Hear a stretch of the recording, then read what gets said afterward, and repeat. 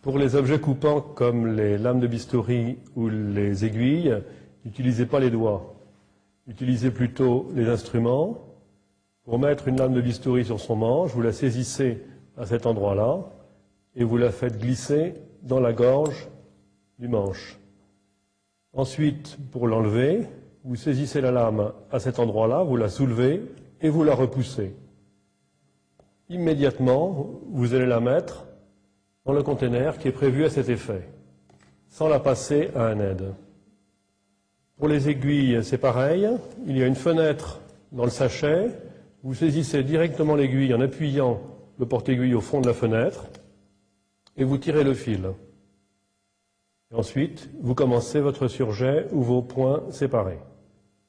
Lorsque vous passez un instrument à un aide, ne le passez pas avec le bout pointu le premier, mais au contraire, le manche le premier et tout doucement pour éviter de vous blesser. Un champ opératoire ne doit pas ressembler à ça. Il faut jeter les sachets au fur et à mesure qu'on les utilise. Il faut jeter les bouts de fil dans les baquets, les compresses également, de façon à avoir un champ toujours propre et bien rangé, de façon à pouvoir travailler correctement. De base qui servent dans tout type de chirurgie, le bistouri, le porte-aiguille, les ciseaux, ici ce sont des ciseaux de maillot, les pinces à disséquer, les trois types de base, pince à griffe pour la peau, pince sans griffe pour les gestes simples, pince de 2 baquets avec des petites griffes qui s'intriquent les unes les autres pour la chirurgie vasculaire, la chirurgie fine ou la chirurgie digestive. Les pinces hémostatiques, ici une pince de Christophe. Il y en a de toute longueur et de toute forme. Voilà, lorsqu'on travaille, il faut éviter d'opérer à main levée, les bras pendants, parce qu'on manque de précision, on se fatigue et cela peut générer un tremblement au bout de quelques temps. Il faut chercher à s'appuyer, à avoir des appuis, soit par le bras, soit par le bord cubital de la main, soit par un 5e doigt tendu, de façon à être posé, reposé, et avoir de la précision et travailler sans trembler.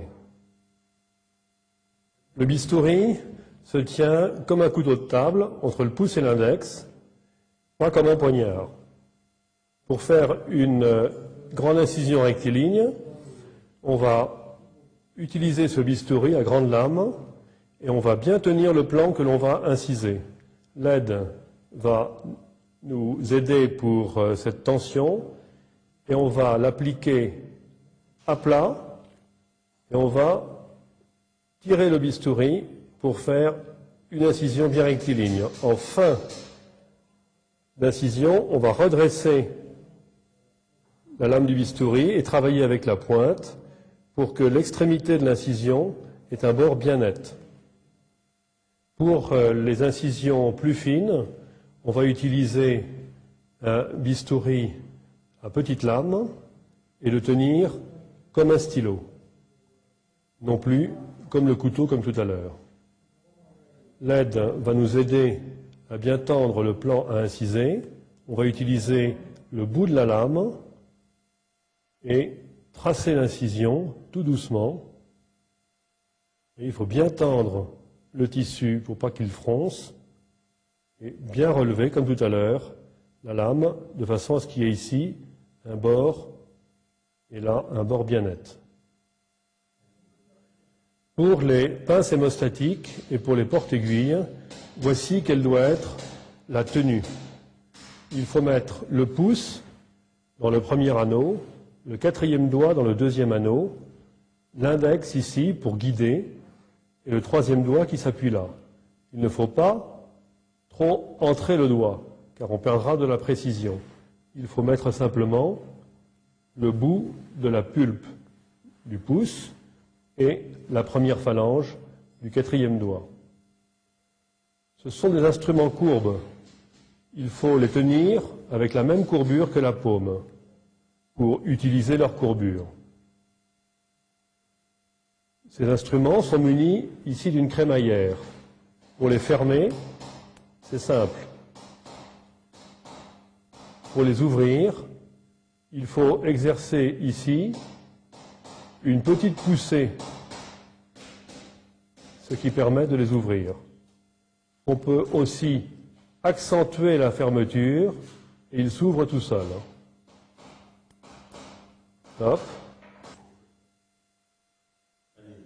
Lorsqu'on tient l'instrument de la main gauche, il faut, pour l'ouvrir, exercer une poussée avec le quatrième doigt, alors que le pouce et l'index maintiennent bien l'instrument.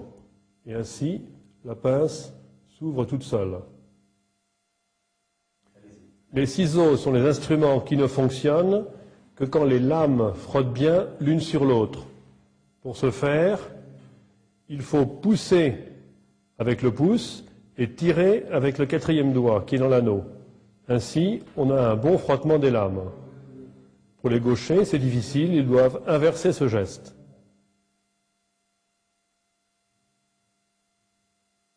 Pour couper les fils, il faut utiliser les ciseaux, mais pas à main levée. Il faut poser les ciseaux sur l'index de la main gauche. Les ciseaux sont tenus comme la pince tout à l'heure, la pulpe du pouce dans un anneau, le quatrième doigt dans l'autre anneau, et l'index qui vient guider l'instrument. L'aide doit bien orienter le fil, de façon à ce que l'on puisse venir ici, couper de façon précise avec la pointe des ciseaux, en mesurant bien la distance entre l'extrémité du nœud et l'endroit où on va couper, quelques millimètres plus haut. Les pinces à disséquer se tiennent entre le pouce et l'index, avec l'appui du troisième doigt, un peu comme des baguettes dans les restaurants chinois. Il faut éviter de les tenir comme ceci.